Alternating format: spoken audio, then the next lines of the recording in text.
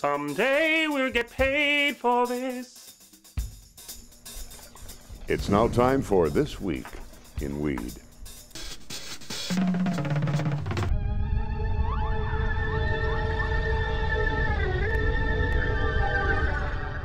Debbie Mirren is a busy wife and mother. We get up at about 6 and we leave the house about 7.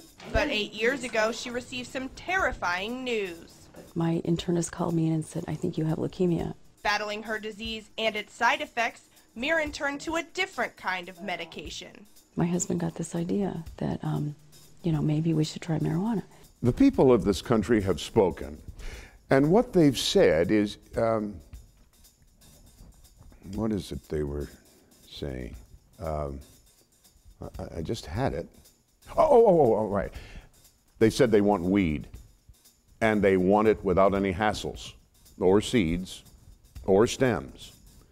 They want that real good sticky, icky stuff that folks in California get. Unlike this backward-ass burg, policymakers just south of here in sunny Maryland are actually listening to the people. Which is why state senators there voted last week to allow patients access to medical marijuana. When made law, Maryland will be the 15th state to enact legislation that gives pot to the people. 15th. That's astonishing. Why, that's more than the number of colonies that signed off on the Declaration of Independence and went to war for the sake of liberty and justice for all. And if that doesn't get your patriotic boner throbbing all red, white, and blue, get this. Not only was the bill approved, it was approved enthusiastically and in record time by a 35-12 margin and supported by lawmakers on both sides of the aisle. Lawmakers in Annapolis are being asked to approve legislation that would decriminalize the use of medical marijuana.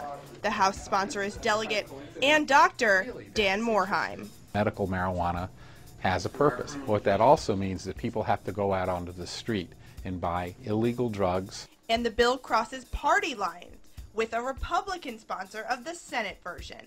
Morheim says it's not about politics. Our fellow citizens who are suffering with a variety of serious diseases for whom all conventional therapies have failed. Imagine that. In this climate of extreme political polarities, a humble yet miraculous little green plant helps soothe the bruises on this great nation of ours. I'm A.P. Ticker. And stick around for Scrapple TV's new reality show, The Deadliest Snatch.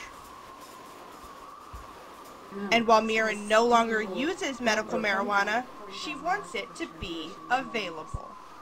Last January when I went in for my 3-year checkup, and I was positive again.